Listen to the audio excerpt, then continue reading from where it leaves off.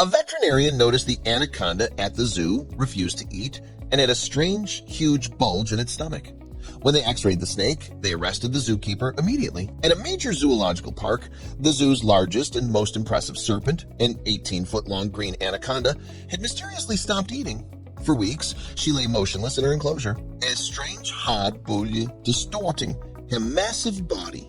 The zoo's chief veterinarian, suspecting a life-threatening intestinal blockage, rushed the giant snake to the on-site hospital for an emergency x-ray. But when the haunting black and white image appeared on the screen, revealing what was inside the anaconda's stomach, the medical mystery instantly turned into a criminal investigation, a story of shocking negligence, and a dark secret that would lead to the immediate arrest of one of the zoo's most trusted keepers. But before we start our story, smash that like button, make sure you're subscribed, and hit that notifications bell so you won't miss any of our new incredible stories. To understand the full horrifying scope of this story, we must first enter the world of one of the planet's most formidable and awe-inspiring predators, the green anaconda. Found in the swamps and slow-moving rivers of the Amazon basin, the anaconda is the heaviest and most powerful snake in the world.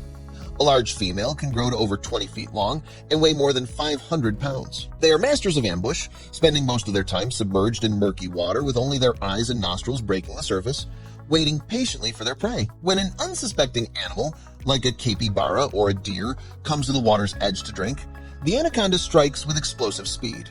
It does not kill with venom. It kills with pure, suffocating power. It coils its massive muscular body around its victim in a process called constriction.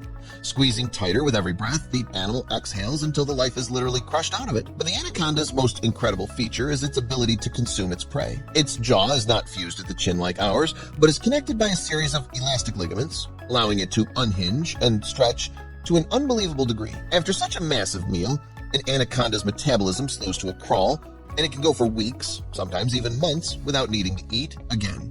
This slow metabolism and infrequent feeding schedule is a normal part of the snake's life. But at the Riverside Zoo, the refusal of their prize anaconda, a magnificent female named Bella, to eat for over 3 weeks, combined with a strange new bulge in her stomach, was a sign that something was terribly wrong. The second, and far more tragic, animal at the heart of this story is the radiated tortoise. Native only to a small arid region in the south of the island of Madagascar, this is one of the most beautiful tortoises in the world. Its high dome carapace or shell, the radiated tortoise, is one of the most critically endangered animals on the entire planet. Its population in the wild has been decimated by habitat loss and most significantly by the dark and brutal illegal pet trade. Poachers capture these beautiful creatures by the thousand, smuggling them out of Madagascar to be sold on the black market to wealthy, unscrupulous collectors around the world. For conservationists and reputable zoos, every single radiated tortoise is a priceless genetic treasure, a vital part of a global breeding program that is the species' only hope for survival. The Riverside Zoo is one of the proud and dedicated participants in this program. Their small but healthy population of these tortoises was the pride of their reptile house. Our story begins on a Monday morning when the zoo's chief veterinarian, a woman we'll call Dr. Sarah Mitchell, received an urgent call from the senior keeper of the reptile house, a man named Tom Bradley. He reported that Bella, the 18-feet anaconda, had not eaten for 3 weeks and had become alarmingly lethargic. Dr. Mitchell immediately went to the reptile house. She could clearly see the unusual hard bulge distorting its midsection. Dr. Mitchell, a leading expert in herpetological medicine, knew the situation was critical. A bulge like this could be a sign of a fatal intestinal blockage, a tumor, or an undigested meal that had begun to rot inside the snake, a condition that would lead to a septic and agonizing death. She made the decision immediately. The massive snake was carefully positioned on the large X-ray machine. The zoo's director and a reptile specialist from the state university, who had been called in to consult, gathered with Dr. Mitchell in the control room. The first scans they took using an ultrasound were inconclusive. The object inside the snake was too dense for the sound waves to penetrate. The X-ray was their last best hope of seeing what was inside. A collective, stunned gasp filled the room. Dr. Mitchell stared at the screen, her face turning pale with shock and a dawning, sickening sense of horror. The image was perfectly, terrifyingly clear. Inside the snake's stomach, they could see the unmistakable high D star-patterned shell of a large tortoise. And everyone in that room knew with absolute certainty that there was only one type of tortoise at their zoo with that distinctive radiant shell. It was one of their critically endangered radiated tortoises, the medical mystery. Dr. Mitchell immediately picked up the phone, not to call the police, but to call the zoo director. Her voice was low and grim. She said, "The object inside Bella is the radiated tortoise. You need to come to the hospital now, and you need to bring the head of security." The medical mystery had instantly become an internal investigation. How was it physically possible for a slow-moving, land-based tortoise to end up in the enclosure of a massive semi-aquatic snake? The two habitats were adjacent but separated by a series of heavy locked doors and protocols designed specifically to prevent this kind of horrific incident. The only logical explanation was a catastrophic failure of protocol, a case of gross human negligence. And there was only one person on duty with access to both enclosures: the senior keeper, Tom Bradley. Their first action was to review the security camera footage from the reptile house over the past weekend. As they spooled through the hours of silent black and white video, the full infuriating and tragic story revealed itself. The footage from Friday evening showed the senior keeper, Bradley, clearly rushing through his end-of-day closing procedures. He was seen glancing at his watch, his movements hasty and careless.